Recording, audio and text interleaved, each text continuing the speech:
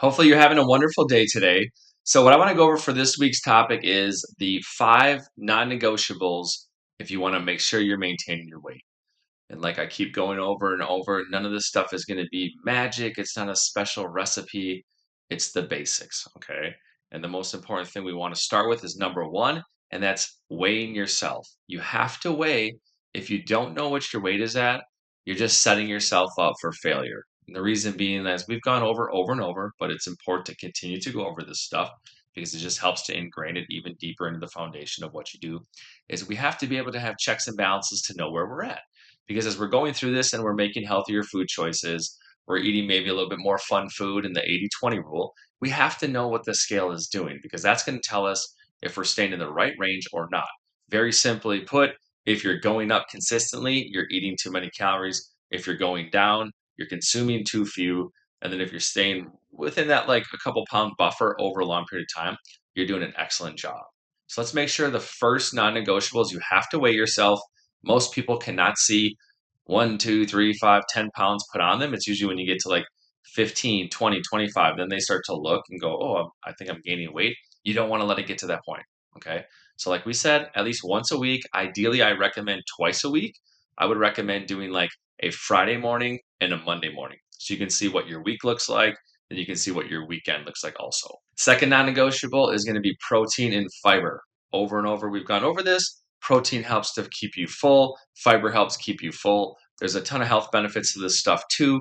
Helps keep calories lower, doesn't allow you to overeat. Make sure you're focusing on getting some good amounts of fiber and definitely a lot of protein. As we talked about, most of that's going to come from your lean animal proteins or your fattier versions of animal proteins.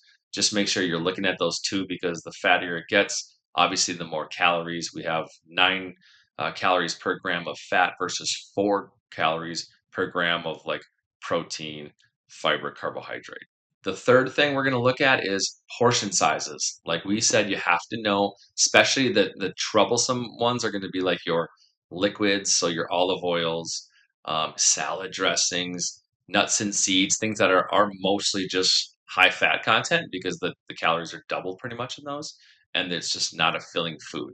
So you really want to look at that too. Is you want to make sure you're aware of your portion sizes. Now the good news is you don't have to be like super analytical about it if you're doing the weighing. So if you're weighing yourself and you know that your weight is staying in a really good buffer, you don't really have to worry about the portions. You're doing a good job. You're getting enough food that it's filling you up and you feel well, but it's keeping calories right about what you burn so that you're staying in that range.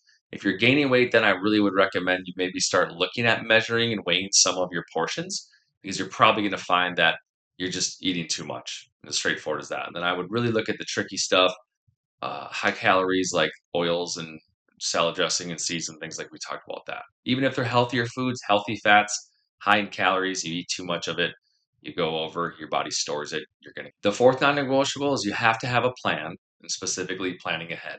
So like we talked about, making batch amounts of food is always a great idea, especially on your weekends.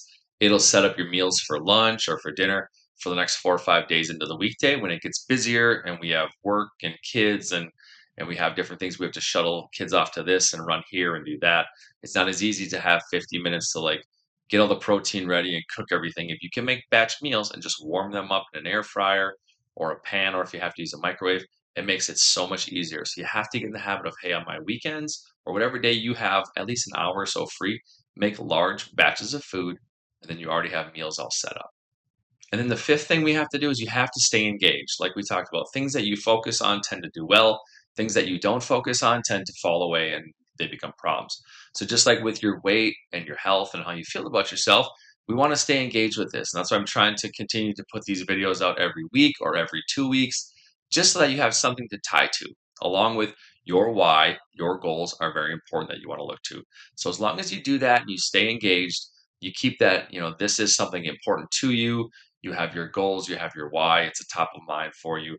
It's not something that floats away. Now, once you've been doing this for, like we talked about, 6 months, a year, it just becomes who you are and it's what it is. But as you're building up that into your beliefs and just how you function and what you do, like your new norm, you have to work at it. Okay, so that's why I recommend just coming in here, watching these videos. I'm trying to make them be, educational, motivational, but brief also, so that you don't have to watch 15, 20 minutes of videos every Saturday. It could be 5, 6, 7 minutes. You get tied in, it gives you something for the next week, and then we get to the next one. So those are the 5 non-negotiables that I would really recommend you look at. Are you doing those?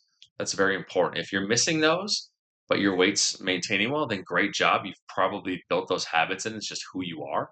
If you're not doing those and you're seeing that your motivation's lacking and your weight's going up, like you have to get back to these and you got to focus on them. And when you can do it over a long enough period of time, it just becomes who you are. So work on those. Rewatch this video if you have to. Um, Talk to you soon.